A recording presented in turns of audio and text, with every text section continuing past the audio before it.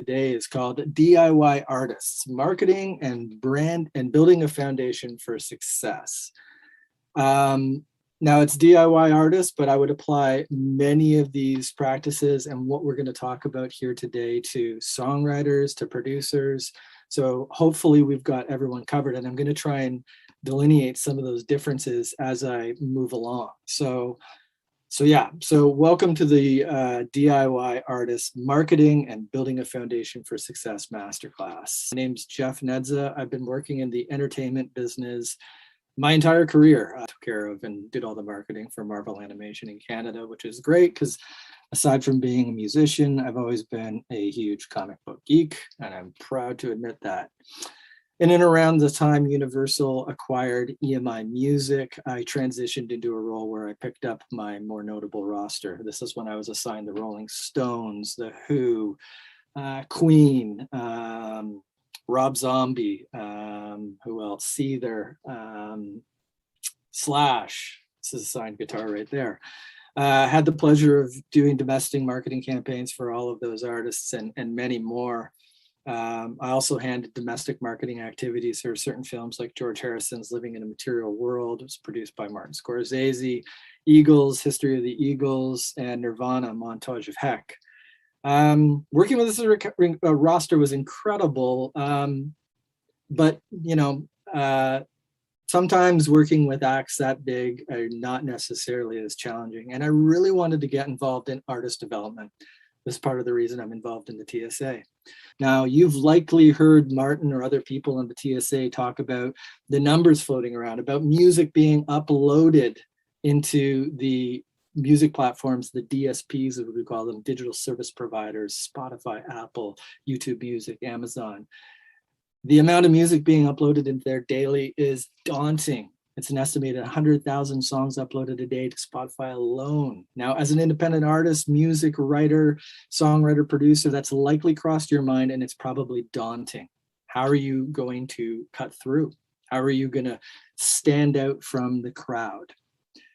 Knowing the amount of music on any given day is really important to set yourself up for success. How do you cut through this crowd? How do you stand out? How do you set yourself up for success? And again, that's why we're here. We're here to talk about building a foundation. Now, I don't mean the foundation in terms of a fan base. That comes after this. This is first. Think of this foundation as must-haves. These are understandings about you as an artist, you as a songwriter, you as a producer, and how you'll present yourself and your art to the masses. These are the elements of you and your music that you need to be able to clearly define, explain, and inevitably showcase. For the purpose of this masterclass, I'm going to zero in on your brand, marketing channels, and some of the tools that you're going to need for those channels prior to presenting yourself and your music to the masses. Now, I did say this is the first set of tools. This is not a definitive list. This is merely a starting point. And I'll leave it to you to ask Martin for part 1, 2, 3, however many we can go. I could go for quite a bit on this one. So whether your end goal is to establish yourself as an artist, songwriter, or producer, defining and setting up your foundation is the key to setting yourself up for success and meeting those goals. Your foundation is the base. It will act as the guide for your tactics and the campaigns you're going to create to reach your intended audience, right? So what we all want to do, reach an audience, grow. Whether that's new fans or collaborators or someone seeking your services as a producer, how do you get yourself into the position to do this? Well, the answer is marketing plus branding, branding plus marketing. And I'm going to switch over and share my screen here.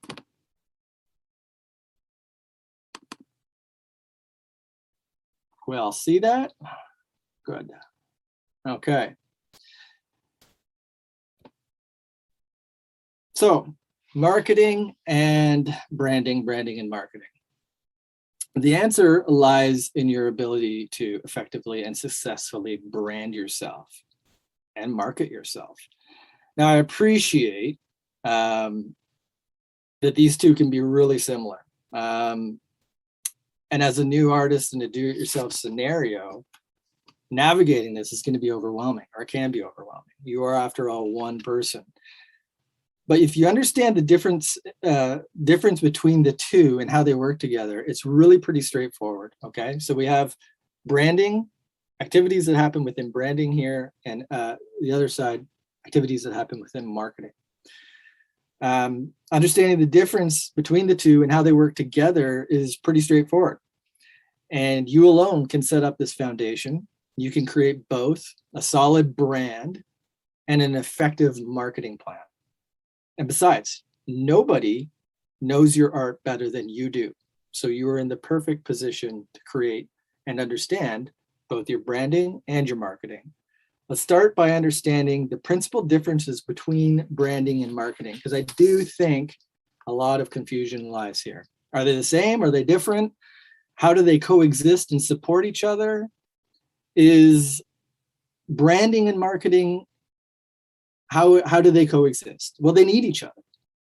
They rely on each other. If branding is a seed, marketing is like the soil and water the seed needs to grow and become something. And we all, as artists, songwriters, producers, we all want to grow. We all want to grow our art, our profile, our streams, ultimately our streams, correct? I'm going to assume absolutely. Understanding, defining, and establishing your brand is often the key to effective marketing. It's integral to the strength of your foundation. Remember, this stuff makes up your foundation. Okay, I'm going to switch slides here. Now, look at branding and marketing. This is sort of a definition of each one of these things. Okay, so what is it? Marketing. Marketing is the link between an artist and a fan. Whereas branding is the strategy that creates an impression or an impact on your audience or your fans. What's created first? Your branding's created first. Your marketing comes second. And I'll explain why that is in a minute. What is its intention? Marketing creates a desire to buy, stream, like, or follow. Whereas branding sets an artist apart from the others. This separates you from everybody else. What's the strategy? Marketing brings in or attracts fans. Branding retains them, ideally long-term. What is the strategy? Marketing strategy, the result is sales, streams, likes, follows, and success. Branding strategy results in reputation. And it says here, I will go into that a little bit more. Marketing is short-term, branding is long-term. So now think of branding as your why. You know, why are you the hot new artist in your scene or in your genre? Why are you the hot new writer people should be writing with? Branding creates value and builds loyalty. It is your voice and your persona. Branding represents your core values.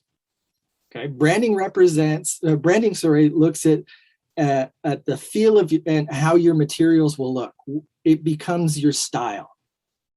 Branding creates reasons why people, fans, feel connected to something. In this case, your art, you as the artist, us, the creator and the craft. So thoroughly and effectively branding yourself, what can you expect to achieve? For example, I identify with an artist. I share their core values. I like their look. I like their sound. I like what they represent. I like the people or other brands they associate with. Okay, those are all things I think about artists I like. How do I come to these conclusions? Marketing.